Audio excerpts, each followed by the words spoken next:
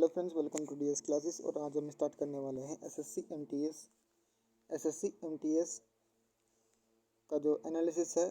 3 मई सभी शिफ्टों का एनालिसिस करने वाले हैं, किसमें कितने क्वेश्चन आए और कौन कौन से क्वेश्चन हमें देखने को मिले हैं, सभी मैं बताने वाला हूं। और इसकी पीडीएफ भी मैं आपके डिस्क्रिप्शन बॉक्स में लगा दूंगा कि डिस्क्रिप्शन बॉक्स में जाकर देख लेना कि इसकी पीडीएफ आपको कहाँ मिलेगी। ठीक है, तो बैक टू बैक ये एनालिसिस देखने के लिए प्लीज़ चैनल को सब्सक्राइब और बेल आइकन भी प्रेस कर देना और ज़्यादा से ज़्यादा दोस्तों में शेयर करना ना भूलें, ताकि आने वाले जो दिनों में आपका जो एग्ज़ाम है इसका फ़ायदा उठा सकें। ठीक है, तो इसमें सबसे पहले शुरुआत करते हैं हम रीजनिंग से कि रीजनिंग के कितने क्वेश्चन बने हमारे पास इसमें।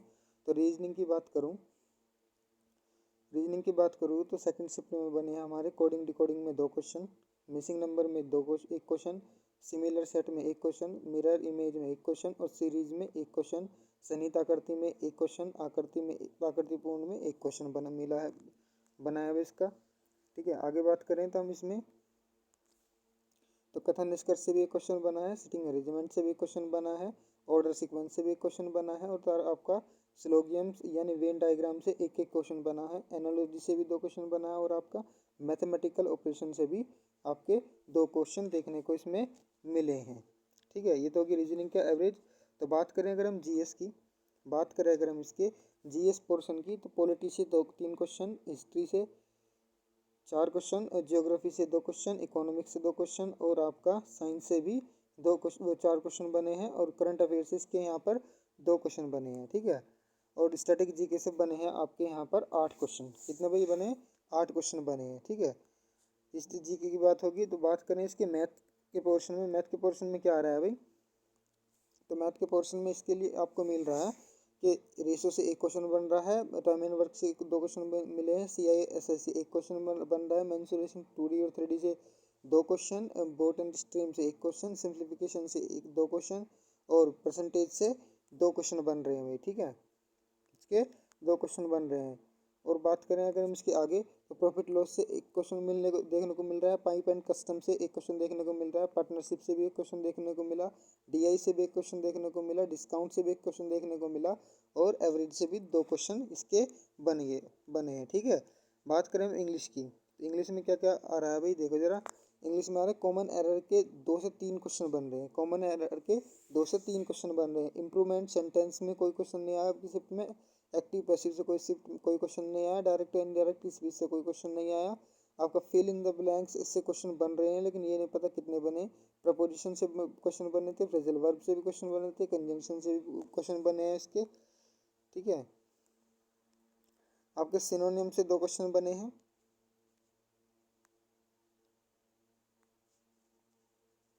इससे सिनोनिम के 2 क्वेश्चन बने हैं, एंटोनिम्स के 2 क्वेश्चन बने हैं, वन वर्ड सब्स्टिट्यूशन के 2 क्वेश्चन बने हैं, ईडियम फ्रेजेस के 2 क्वेश्चन बने हैं, मिसेस प्लेट्स के 2 क्वेश्चन बने हैं और PQRS वाले सीरीज से यानी अरेंजमेंट ऑफ सेंटेंस से किसी एक भी क्वेश्चन नहीं बना, नहीं बना। और क्लोज टेस्ट से कितने क्वेश्चन बने हैं? इसके 5 क्वेश्चन बने हैं। क्लोज टेस्ट से कितने बने हैं? 5 क्वेश्चन।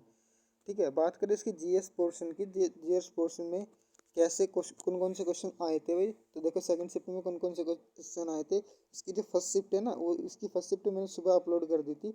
अब जो मैं अपलोड कर रहा हूँ इसके सेकंड शिफ्ट और थर्ड शिफ्ट की मैं एनालिसिस अपलोड कर रहा हूँ, जितने जीएस में क्वेश्चन इसके बने थे भाई। ठीक है, तो अगर आपने फर्स्ट शिफ्ट का जो एनालिसिस है वो नहीं देखा तो प्लीज़ जाकर उसको भी देख लेना, कि इससे पता लग जाएगा कि आने वाले शिफ्टों में इसके कैसे क्वेश्चन का पैटर्न बनने वाला है। ठीक है, बात करें इसके पहले क्वेश्चन की। जो पहला क्वेश्चन बना था, रुक्मणी देवी अरुणडेल का संबंध किससे है? तो ये क्वेश्चन इसके फर्स्ट शिफ्ट में भी पूछा गया है और सेकंड शिफ्ट में भी पूछा गया है। रुक्मणी देवी अरुणडेल का संबंध किससे है? तो भरतनाट्यम इसका राइट आंसर हो जाएगा। भरतनाट्यम यानी रिपीट होने लग गया है एसएससी एमटीएस, क्योंकि ये क्वेश्चन फर्स्ट शिफ्ट में भी पूछा गया और सेकंड शिफ्ट में भी पूछा गया है। अगला क्या पूछा गया है कि ब्रह्म समाज के संस्थापक कौन है? ब्रह्म समाज के संस्थापक कौन है? तो ब्रह्म समाज के संस्थापक जो है राजा राम मोहन राय है। तो राजा राम मोहन राय ने 1828 में ब्रह्म समाज की स्थापना की थी भाई। ठीक है, अगला क्या एक क्वेश्चन पूछा गया था कि प्रार्थना समाज के संस्थापक कौन है? प्रार्थना समाज के संस्थापक कौन है? तो आत्माराम पांडुरंग इसका राइट आंसर हो जाएगा। आत्माराम पांडुरंग इसका राइट आंसर हो जाएगा, जो कि प्रार्थना समाज के संस्थापक हैं। ठीक है, बात करें अगर इसके 2008 और 10 के दौरान कौन सी मंदी आई थी भाई, इसमें पूछा गया था 2008 से 10 के दौरान कौन सी मंदी आई थी, कौन सी मंदी आई थी, तो ये आई थी वैश्विक मंदी, इसका राइट आंसर हो जाएगा। ऑप्शन दे रखे थे तो उसमें ऑप्शन में था कि वैश्विक मंदी, वैश्विक मंदी भी इसका राइट आंसर हो जाएगा। 2008 और 10 के दौरान वैश्विक मंदी आई थी। मौलिक अधिकार कौन सा है, इनमें से मौलिक अधिकार कौन सा है, तो चार ऑप्शन दे रखे थे, चार ऑप्शन में से तीन मौलिक कर्तव्य दे रखे थे और एक मौलिक अधिकार दे रखा था, सॉरी मौलिक अधिकार दे रखा था, तो स्वतंत्रता का अधिकार इसका राइट आंसर हो जाएगा।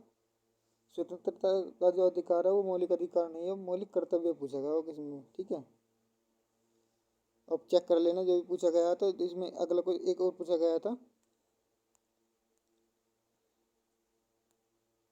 एक क्वेश्चन बना है इसके, चुनाव संशोधन अधिनियम किस मंत्रालय के अधीन आएगा। चुनाव संशोधन अधिनियम मंत्रालय जो है वो किस आयोग के अधीन आएगा, तो कानून एवं न्याय मंत्रालय के अधीन आएगा। किसके अधीन आएगा, कानून एवं न्याय मंत्रालय के अधीन आएगा। एक क्वेश्चन बना था आपका, उलेमा कौन होते हैं, उलेमा कौन होते हैं, क्वेश्चन यहाँ से बना था। एक क्वेश्चन बना आपका, किस केंद्र शासित प्रदेश में, किस केंद्र शासित प्रदेश में हाई कोर्ट है, किस केंद्र शासित प्रदेश में हाई कोर्ट है, यानी किस यूटी में हाई कोर्ट है, तो ऐसी एक ही यूटी यानी एक ही केंद्र शासित प्रदेश है दिल्ली, जिसमें उसका खुद का हाई कोर्ट है। ठीक है, एक आया था पंचामृत योजना किस राज्य में है, पंचामृत योजना किस राज्य में है, तो पंचामृत योजना आपको उत्तर प्रदेश में, कहाँ पर, उत्तर प्रदेश में।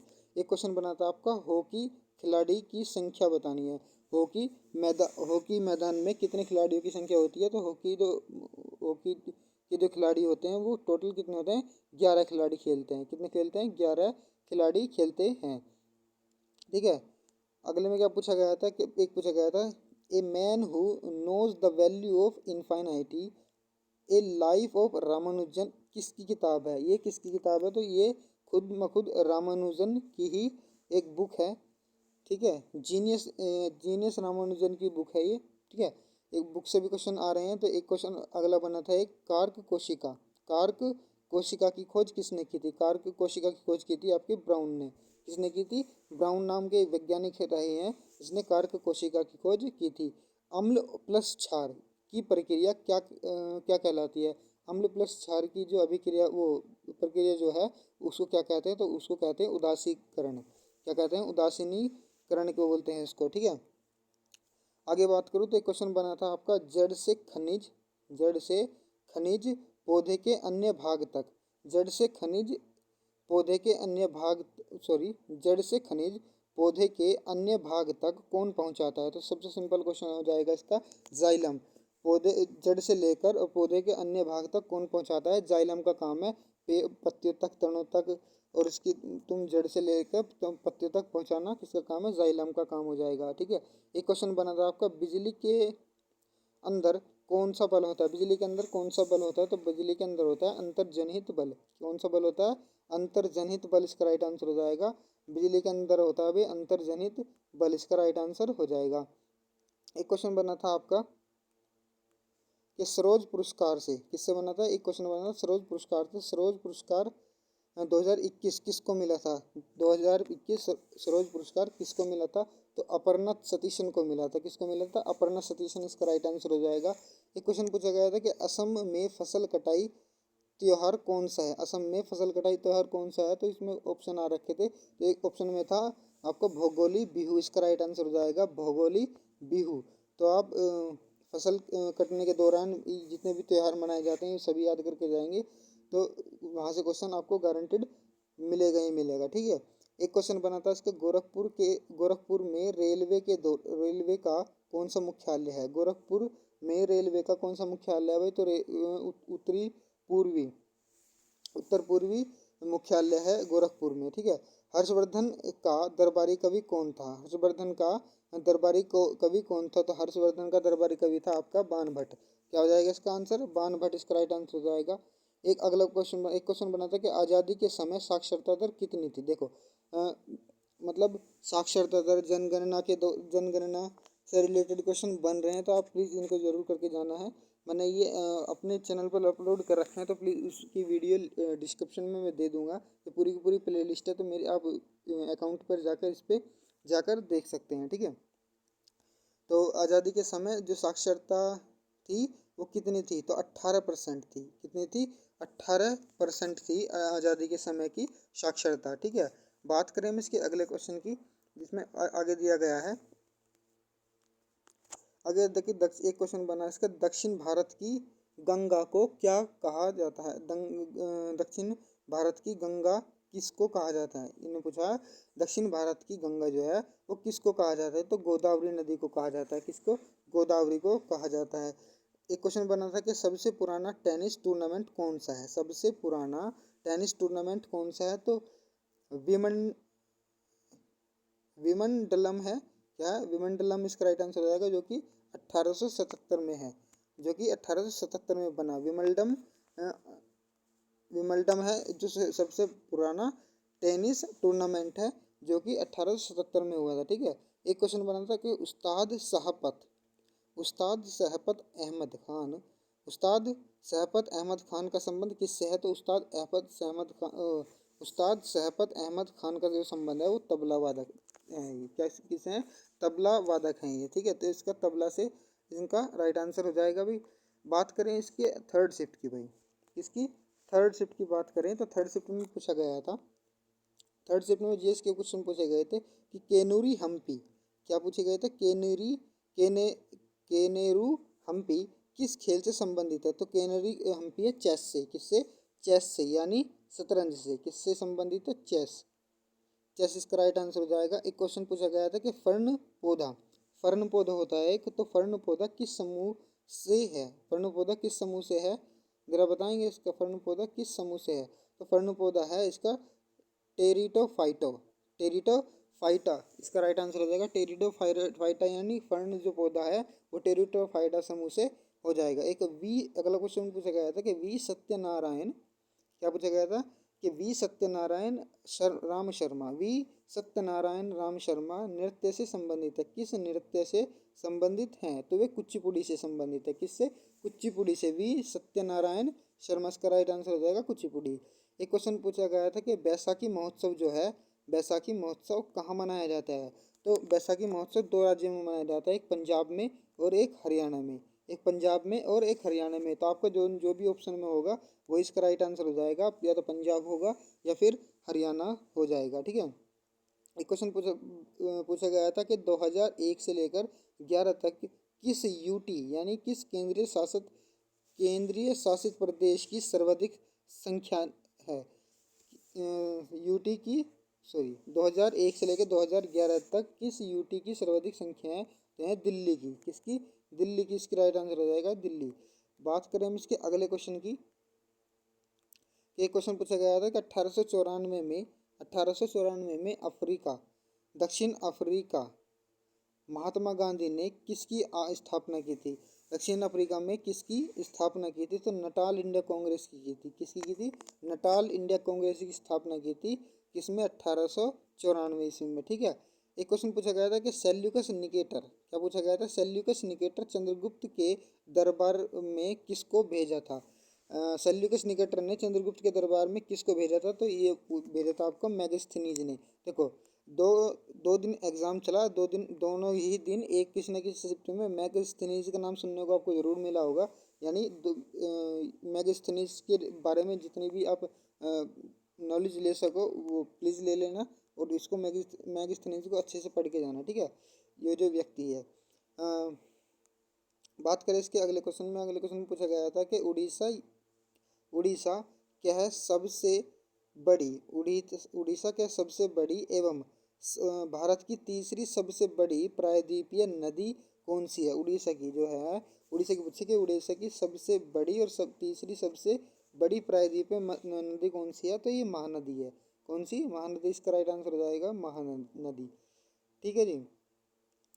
और एक क्वेश्चन पूछा गया था इसमें, 2001 में भारत रत्न प्राप्त करता शहनाई वादक, क्या बताया मैंने कि 2001 में भारत रत्न प्राप्तकर्ता शहनाई वादक कौन है, तो बिस्मिल्लाह खान है। कौन है? बिस्मिल्लाह खान इसका राइट आंसर हो जाएगा, जिन्होंने 2001 में भारत रत्न पर लाल किले, दिल्ली में लाल किले पर शहनाई बजाई थी सबसे पहले, बिस्मिल्लाह खान, इसका राइट आंसर हो जाएगा। एक अगला क्वेश्चन पूछा गया था कि विजयनगर साम्राज्य का विखंडन किस युद्ध से हुआ था। विखंडन हुआ था विजयनगर साम्राज्य का, तो किस युद्ध से हुआ था, तो हुआ था आपका तालीकोटा युद्ध से। किसके? तालीकोटा युद्ध से हुआ था। अभी तालीकोटा युद्ध इसका राइट आंसर हो जाएगा। एक क्वेश्चन पूछा गया था कि मिशन श्रम योगी योजना, मिशन श्रम योगी योजना का क्षेत्र कौन सा है। मिशन श्रम योगी योजना का जो क्षेत्र है वो कौन सा है, तो है श्रम क्षमता बढ़ाने के लिए। इसके श्रम क्षमता बढ़ाने के लिए इसका राइट आंसर हो जाएगा, श्रम क्षमता बढ़ाने के लिए। एक क्वेश्चन पूछा गया था कि मौलिक कर्तव्य किस संविधान संशोधन जो 1976 में सरदार स्वर्ण सिंह समिति की सिफारिश पर जोड़े गए, तो वे किस संविधान संशोधन के अंतर्गत जोड़े गए, तो 42वां संविधान संशोधन के अंतर्गत। किसके? 42वां संविधान संशोधन के अंतर्गत जोड़े ये गए हैं। एक क्वेश्चन पूछा गया था कि the Indian struggle for independence book किसने लिखी है। The Indian struggle for independence book किसने लिखी है, तो ये लिखी है भाई आपके विपिन चंद्रपाल ने। किसने लिखी है? विपिन चंद्रपाल इसका राइट आंसर हो जाएगा। तो अब बुक से भी स्टार्ट हो गया क्वेश्चन आने, तो आप बुक ये जो इम्पोर्टेंट बुक जो है ये भी आप याद करके जाओगे, ठीक है। क्वेश्चन पूछा गया था कि महाबलीपुरम किस वंश में पाए गए थे। महाबलीपुरम किस वंश में पाए गए थे, तो महाबलीपुरम जो पाए गए थे ये आपके पल्लव वंश में पाए गए थे। किसमें? पल्लव वंश का राइट आंसर हो जाएगा। एक क्वेश्चन पूछा गया था कि अंतरजातीय परिषद द्वारा कितने सदस्यों को मनोनीत करते हैं। अंतरजातीय परिषद द्वारा कितने सदस्यों को मनोनीत करते हैं, तो ये 6 केंद्रीय मंत्रियों को मनोनीत करते हैं। किसको? 6 केंद्रीय मंत्रियों को मनोनीत करते हैं, ठीक है। बात करें इसके अगले क्वेश्चन में क्या पूछा गया था। क्वेश्चन पूछा गया था कि पद्म सुब्रमण्यम किस नृत्य से संबंधित हैं, तो पद्म सुब्रमण्यम किस नृत्य से? भरतनाट्यम से। भरतनाट्यम से देखने के लिए हमें 2 क्वेश्चन मिल गए हैं। एक तो रुक्मणी अनुंडेल किससे संबंधित है? भरतनाट्यम से। और पद्म सुब्रमण्यम भी किससे संबंधित है? भरतनाट्यम से। एक क्वेश्चन पूछा गया था कि न्यूटन का जो प्रथम नियम है को किस नाम से जाना जाता है। न्यूटन का प्रथम जो नियम है वो किस नाम से जाना जाता है, तो जड़त्व के नाम से जाना जाता है। किसके? जड़त्व के नाम से इसका राइट आंसर हो जाएगा। न्यूटन का पहला नियम जड़त्व का नाम से, ठीक है। एक क्वेश्चन पूछा गया था कि अमाशय में कौन सा अम्ल निकलता है। अमाशय में कौन सा अम्ल निकलता है, तो हाइड्रोक्लोरिक अम्ल निकलता है। क्या निकलता है? हाइड्रोक्लोरिक अम्ल इसका राइट आंसर हो जाएगा। जो अमाशय में निकलता है वो हाइड्रोक्लोरिक अम्ल इसका राइट आंसर हो जाएगा। एक क्वेश्चन आया था कि मद्रास अधिवेशन जिसके संविधान का मसौदा तैयार करने की मांग उठाई, कब उठाई? कि मद्रास अधिवेशन जिसके संविधान का मसौदा तैयार करने की मांग उठाई थी, कब उठाई थी, तो 1927 इसका राइट आंसर हो जाएगा। 1927 में इसका राइट आंसर हो जाएगा, ठीक है। एक क्वेश्चन पूछा गया था इसका आपका 2021 में दक्षिण एशियाई खेल किस देश में होंगे। 2024 में दक्षिण एशियाई खेल किस देश में होंगे, तो ये पाकिस्तान में होंगे। कहाँ पर होंगे? पाकिस्तान में हो जाएंगे। इसका पाकिस्तान इसका राइट आंसर हो जाएगा। सबसे ठंडी पवन कौन सी है? सबसे ठंडी पवन का नाम पूछा है, तो सबसे ठंडी पवन का जो नाम है यानी हवा का जो नाम है वो मिस्ट्रल है। क्या है? मिस्ट्रल इसका राइट आंसर हो जाएगा, ठीक है। अगले की बात करें तो एक क्वेश्चन पूछा गया था कि नेपाल के साथ साथ किस राज्य की सीमा लगती है इंडिया से, यानी नेपाल के साथ किस राज्य की सीमा लगती है। नेपाल के साथ पूछ रहा है ना, भारत के किन राज्यों की नेपाल के साथ सीमा लगती है, तो सिक्किम के साथ लगती है। किसके साथ? सिक्किम के साथ, ठीक है भाई। तो ये था मेरे पास पूरा एनालिसिस था सेकंड और थर्ड शिफ्ट का। तो प्लीज़ अगर वीडियो आई तो वीडियो को कर दो लाइक और प्लीज़ चैनल को कर दो सब्सक्राइब, ताकि बैक टू बैक आपको वीडियो मेरा ये एनालिसिस आपको मिलता रहे और आपको 100% फ़ायदा देगा अगर आपने ये वीडियो चेकआउट कर ली तो, ठीक है, विजिट कर ली तो प्लीज़ वीडियो को कर दो लाइक, चैनल को कर दो सब्सक्राइब और कमेंट करके हमें बताना कि आपका जो एग्ज़ाम है वो कौन सी डेट को है, ठीक है। तो कमेंट प्लीज़ आप कमेंट करना बिल्कुल ना भूलें। कमेंट करके आप मुझे बता सकते हैं कि आपको ये एनालिसिस कैसा लग रहा है। सटीक एनालिसिस है, एकदम पक्का एनालिसिस है, 100% गारंटीड, ठीक है। तो अगर इसकी वीडियो अगर आप इस एनालिसिस की वीडियो अगर आप लेना चाह रहे हैं तो वीडियो मैंने डिस्क्रिप्शन में बता दिया कि कहाँ मिलने वाली है, तो प्लीज़ वीडियो का डिस्क्रिप्शन भी ज़रूर चेक कर लें, ठीक है। Thanks for watching.